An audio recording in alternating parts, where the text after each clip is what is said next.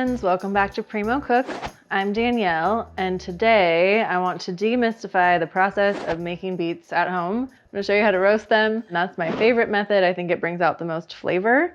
So to get started, if you're doing this at home, prep your oven, set it to 400 degrees Fahrenheit. Also get yourself a baking sheet lined with parchment paper, and then have your beets with the greens pulled off or trimmed off and washed down. And then now what we're gonna do is take these odd looking scary root vegetables, turn them into something gorgeous. First, we're gonna take the stem of it. I'm gonna just cut that little guy off. Do that for each one. So I have 3 beets today, and they're all the same size, which is nice. This means that they're gonna cook at the same rate most likely. And then we're gonna also trim off the little stem of where the greens were. Take a sharp knife and just poke a few holes in each beet. And then, last step, I have some pieces of foil measured out, and I really like this method. I know it's popular among some chefs, but if you wrap each one of them up individually with those holes poked in them, they're gonna seep out juice from the beet while they're cooking, and then in that foil pouch, they're going to steam evenly all the way through with the moisture from the juice. So this is my favorite way of doing it. I've tried other ways. I swear by this method. It's the best one. And then once you have them wrapped up, and if your oven is ready to go, we're gonna pop them in, and then we'll set a timer.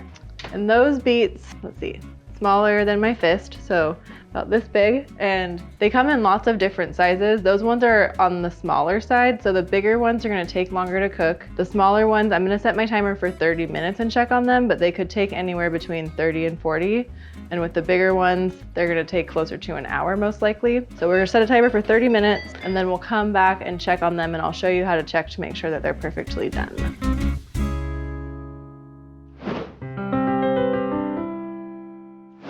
Okay, our timer went off at 30 minutes and I checked them, they weren't quite done yet. So it's been another 10, which equals 40 minutes total.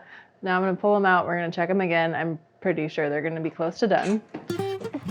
So how you're gonna check these is unwrap the foil a bit.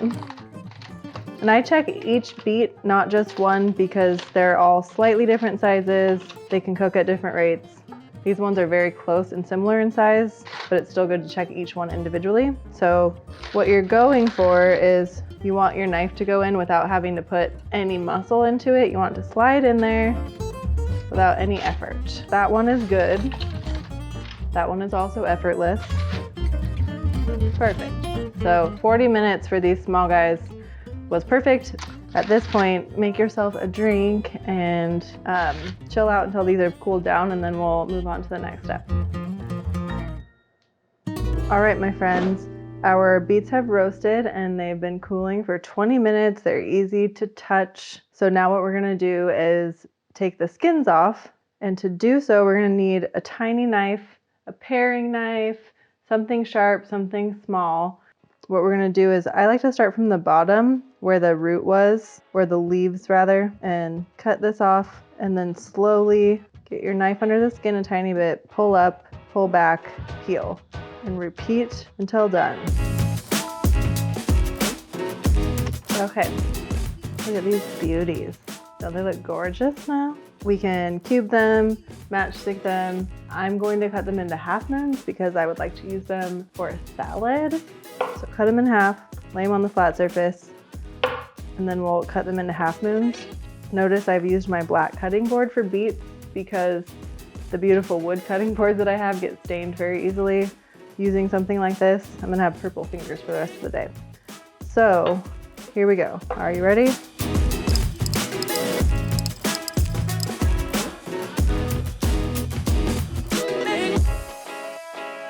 Beet party. Okay, and also importantly, we must try one to see how delicious they are.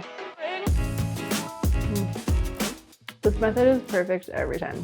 Sweet, earthy goodness.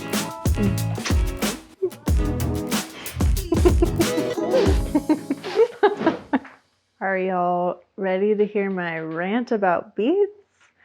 I'm very passionate about beets. I love them so much. And I feel that folks fall into 2 categories. It's either I love beets or I hate beets. And there's never an in-between.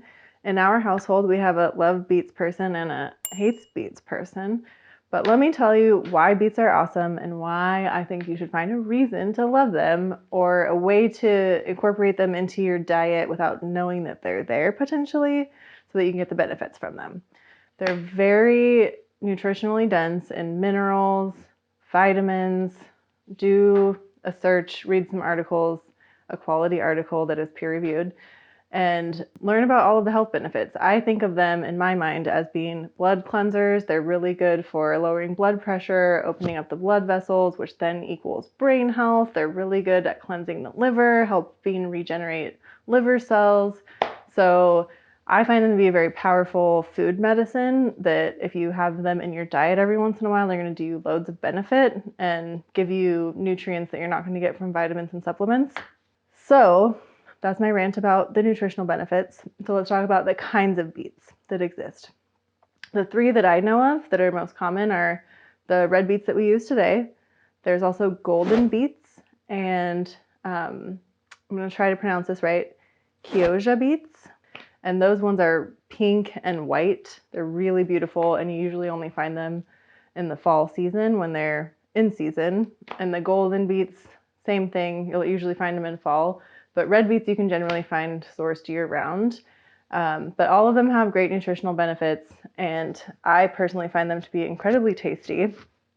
And the cool thing about the golden beets is they are a lot more mild in flavor. They're not as earthy, which I think is something that is pungent and turns people off if you're not used to it. Yes, they're very sweet. All of them are sweet, but the red ones are especially potent in their earthiness.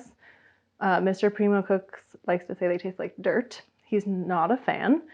But I have learned in the past that if I roast a golden beet and slice it up thin and stick it into a salad, he eats it and doesn't ask what it is. So he's getting the benefits of those golden beets in his diet when I sneak those in. So that's a way to trick your family members that don't love them. And also another recipe that I came up with that we're going to showcase here on this channel in a couple of weeks is a roasted beet bundt cake or a chocolate beet cake.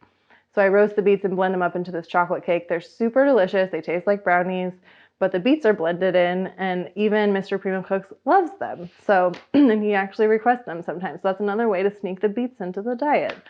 I've covered all the bases except for what else can you do with beets once you've roasted them.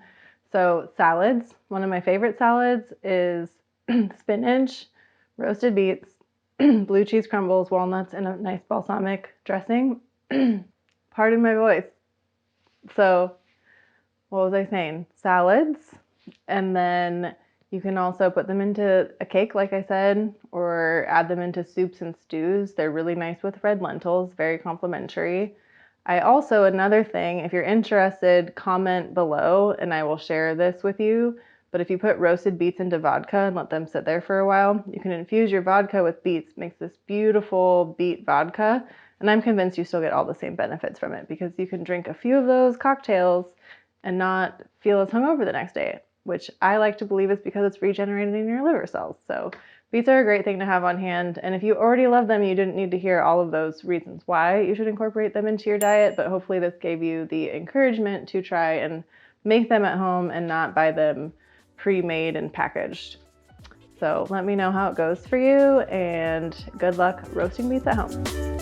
Good job, Ed. Thanks.